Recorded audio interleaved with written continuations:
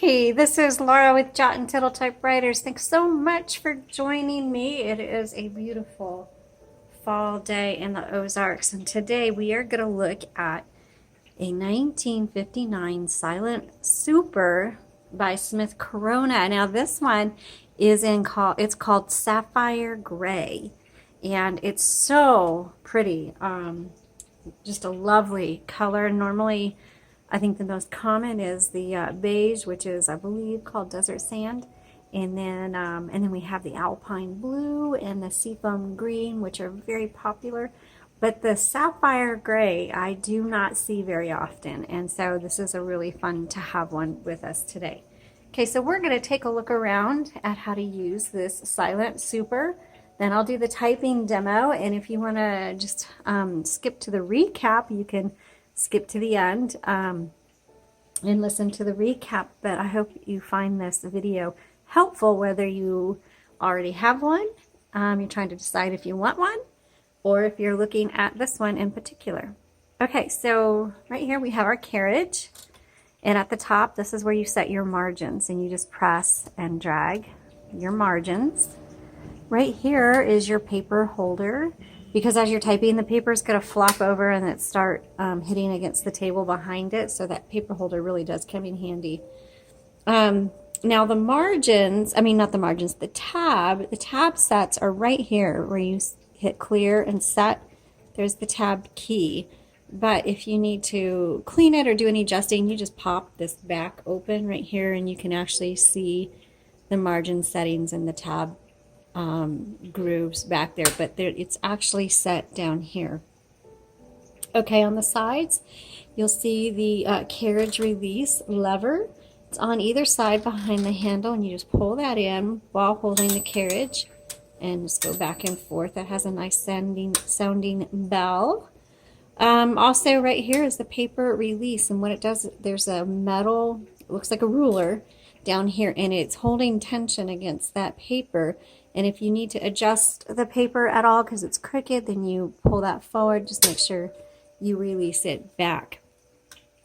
Now I noticed right here we go, there's this metal roller, and they move around pretty easily, and that just helps keep your paper flat against the roller, because you want it taut and it'll type better that way. And so you can move these out of the way. They move around pretty easily.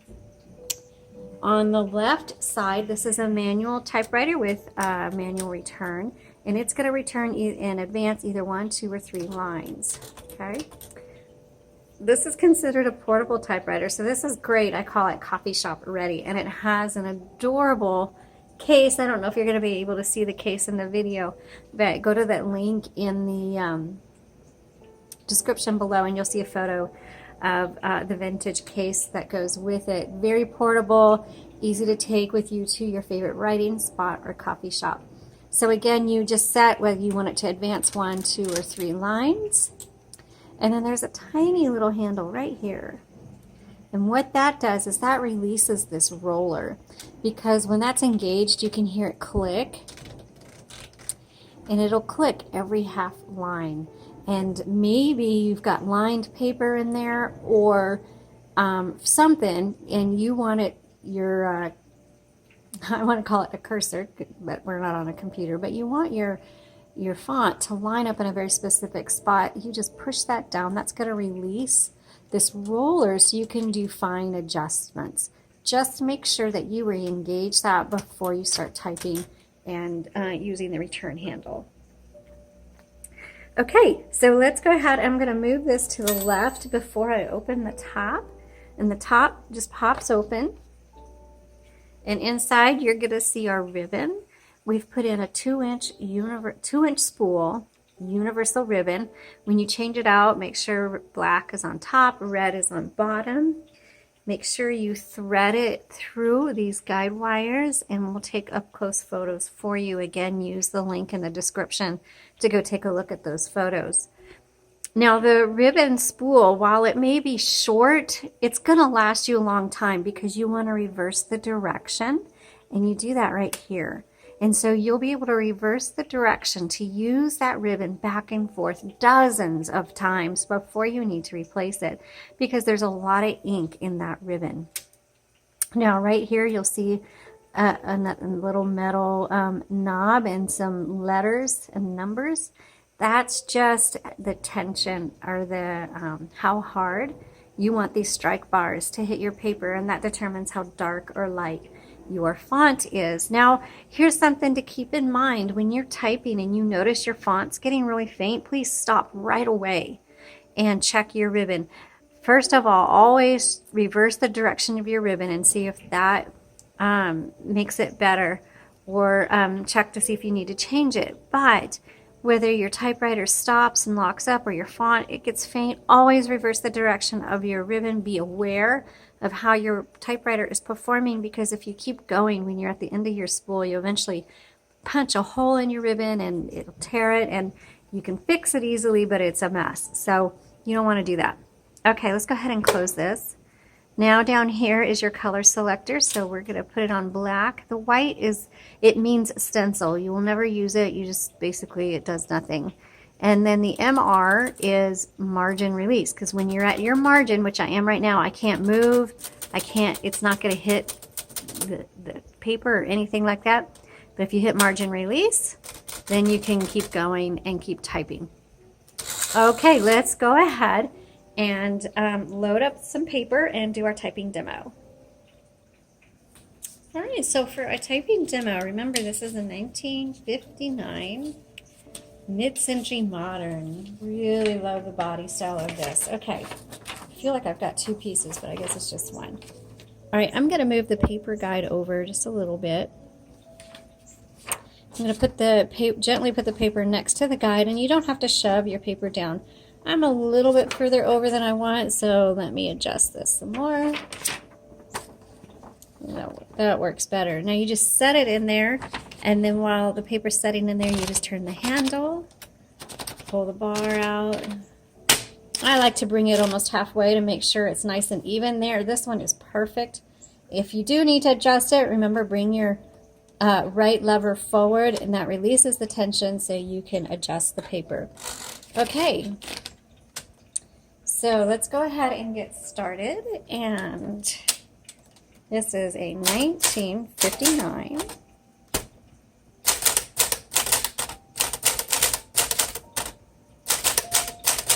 So the Silent Super has a kind of like I don't know the proper term, like a damper on it, so it's not going to be as noisy when you're typing as maybe other typewriters. And you'll also feel when you're typing on it, it'll feel like a thud instead of a clack, you know, or something. I don't know how to explain it other than it just has a different feel to it, but it's supposed to be a little bit more quiet. Okay, let's keep typing.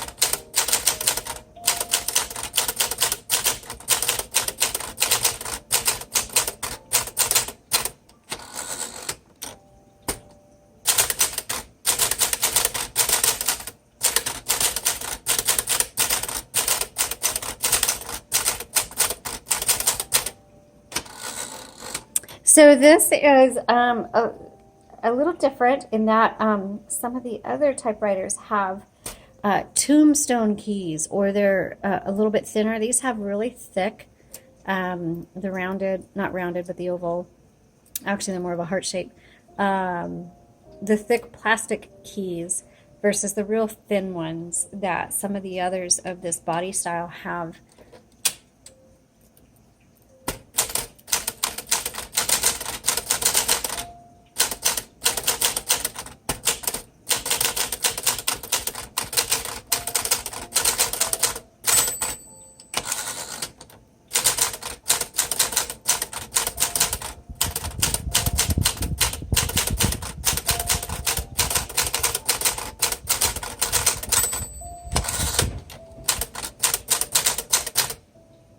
backspace.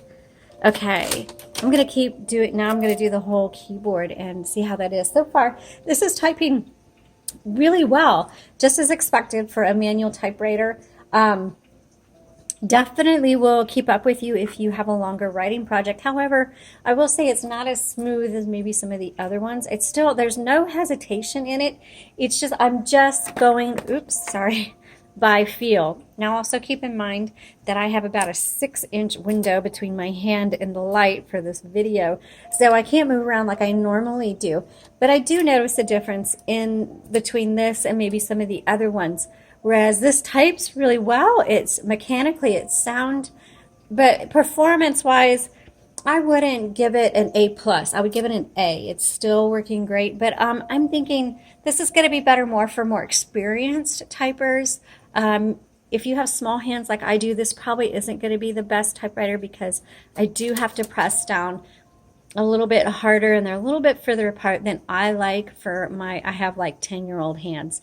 And but so for more experienced typers, maybe creative writers, or I mean, it's perfectly suitable for longer projects, but just know that it doesn't have that feel to it that I like for, like, say, a book or manuscript project.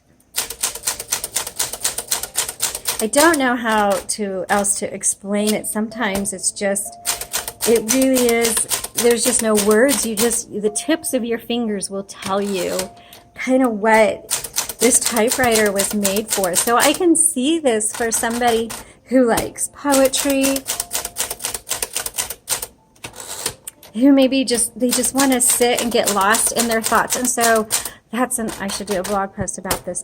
This is a good thinking typewriter. If you like to really ruminate and chew on your thoughts as you're writing them out, then you're really gonna like this typewriter. Okay, so I tested everything. There was no hesitations or anything like that. It performs very well. Let me see if I can move this in so you can see it a little bit better. And I think you're gonna love it. So I'll take a photo of this, visit the link below for more pictures. And if you have any questions, let me know. Thanks so much for watching. Y'all have a blessed day.